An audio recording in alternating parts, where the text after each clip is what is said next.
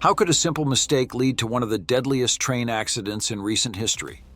What if I told you that in the early hours of January 6, 2005, a small town in South Carolina was suddenly covered in a toxic cloud, leaving people struggling to breathe?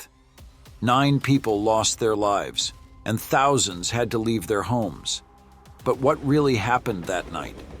How did a routine train operation turn into a deadly disaster? Join us as we reveal the chilling story of the Graniteville train collision. Before we dive into the background of this tragic train disaster, I invite you to subscribe this channel and hit the notification bell so you don't miss any of our train disaster documentaries. Graniteville is a small town in South Carolina, with a population of about 2,614 people as of 2010. It's located 86 kilometers southwest of Columbia and 17 kilometers northeast of Augusta, Georgia. Graniteville is a small town connected to the Norfolk Southern Railway network, a major freight train provider based in Atlanta. The main rail line passes through Graniteville, running parallel to Trolley Line Road and Canal Street/Railroad Avenue. An industry track that serves the local factory branches off from the main line near the old Hickman Mills data processing office. This track crosses Trolley Line Road, follows Aiken Road, crosses Hickman Street, and goes into the factory. The accident happened on this part of the track, between the switch point and the factory gate beyond Hickman Street.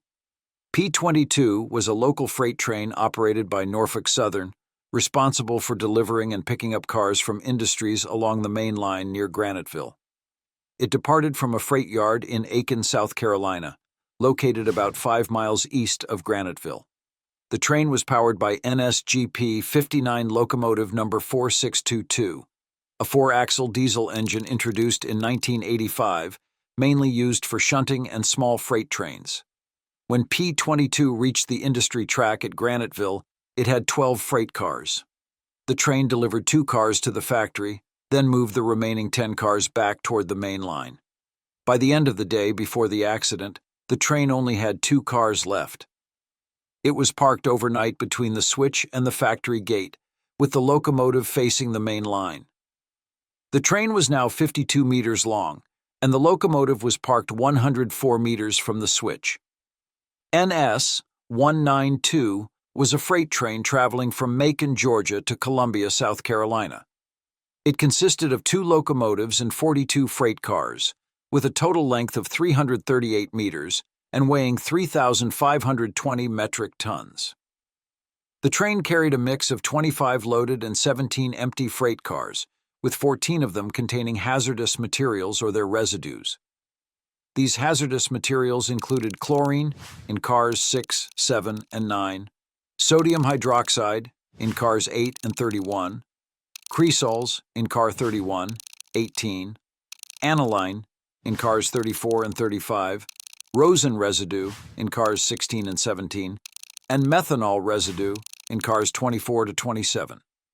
At the time of the accident, the train was led by locomotive NSSD 60 number 6653, a heavy freight engine built by GM, measuring 21.69 meters long and weighing 167 metric tons.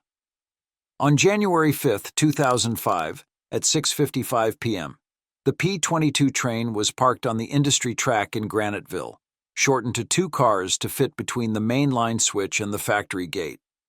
The engineer started shutting down the locomotive for the night, while the brakeman closed the gate. After that, the brakeman went back to the train to get his personal belongings. He saw that it was 6:59 p.m. when he picked up his bag, and the crew was in a hurry to finish their work and avoid overtime. After the conductor helped the engineer with his bag, the 3-man crew, engineer, brakeman, and conductor, left in a waiting taxi.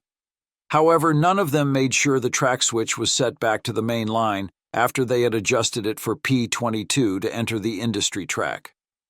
According to Norfolk Southern's operating rules, it was the brakeman's job to reset the switch to the main line before telling dispatch that the track was clear. The switch had an indicator that showed white if it was set to the main line and red if it was set to the industry track. But that day, none of the crew members checked the switch position. Because of the curve in the track, The locomotive's headlights didn't light up the indicator, and there was no system in place to report the switch position to dispatch or connect it to the signaling system. As the taxi drove to Aiken Yard, it passed just 21 feet from the switch, but neither the crew nor the driver noticed its position. The conductor later explained that the crew trusted the brakeman, who was confident that he had reset the switch correctly. The taxi dropped the crew off at Aiken Yard at 7:15 p.m. The engineer went home, while the brakeman and conductor went to the yard office to finish their paperwork. At 7:52 p.m., the conductor asked the brakeman to contact dispatch and confirm that the main line was clear, which he did at 7:54 p.m. The brakeman later said that he would never have cleared the track if he wasn't sure that everything was set correctly. No trains needed clearance for that section of track until 2 a.m. on January 6, 2005, when clearance was given for NS 192 to move from Augusta, Georgia to Summit, South Carolina.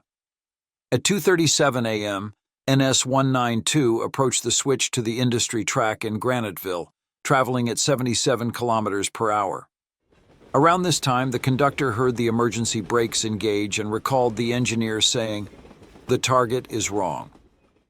At 2:39 a.m., just 142 meters, 466 feet, from where it would come to a stop, the train's data logger recorded a speed of 75.5 kilometers per hour, 47 miles per hour.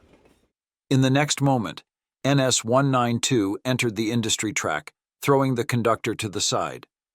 An instant later, it collided with the parked P-22 locomotive, tossing the conductor to the floor. The impact derailed both of NS 192's locomotives and 16 of its cars, which piled up behind the engines due to the momentum. One of NS 192's tank cars, carrying 90 tons of chlorine, ruptured as other cars crashed into it, releasing 60 tons of toxic gas into the area. By 2:39:20 a.m., the data logger recorded a complete stop. The collision had halted 3,520 tons of steel in just a few feet. At 2:40 a.m., the conductor radioed dispatch, reporting that they had gone through a misaligned switch, hit a locomotive, and needed help. Even though he was injured, the conductor was alive and could smell chemicals from the train. While dispatch contacted emergency responders, the engineer and conductor were able to leave the locomotive. The engineer saw a grayish-white cloud forming over the wreckage, but noticed there was no fire. He urged them to move downwind to get away from the toxic cloud. The ninth car of NS 192 had been punctured, releasing about 2/3 of its chlorine load in a sudden discharge. This created a toxic cloud roughly 1.03 kilometers long and 670 meters wide. The rapid release caused a phenomenon called auto-refrigeration, cooling the remaining chlorine enough to keep it in liquid form, which slowed the release of the gas. The lack of wind that day caused the toxic cloud to settle in the valley along the tracks, rather than spreading uncontrollably.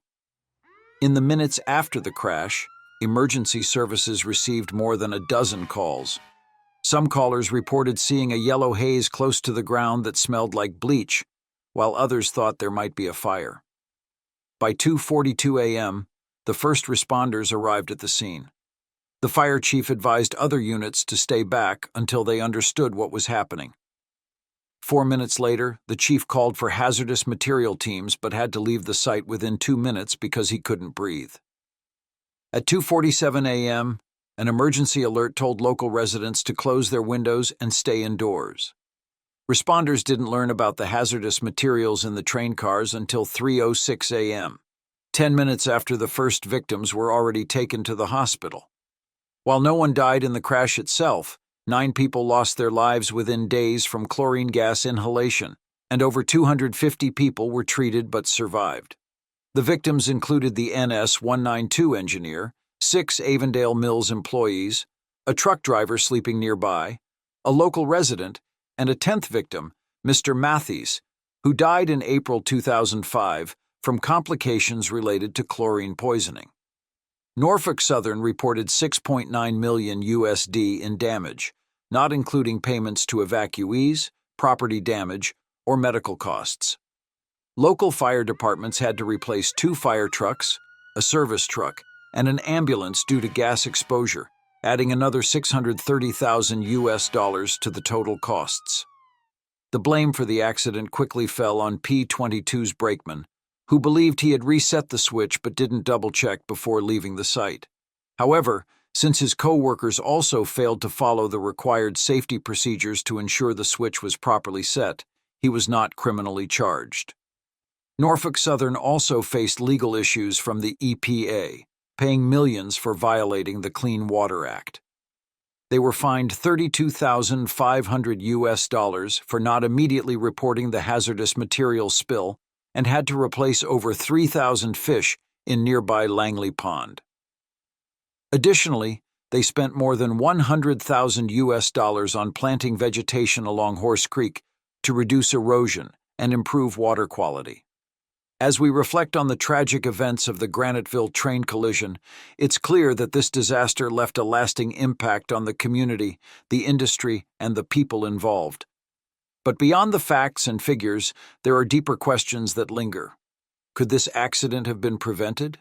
What lessons can we learn to ensure such a tragedy never happens again? We'd love to hear your thoughts. Do you think the safety measures in place today are enough? What do you believe should be done to improve rail safety?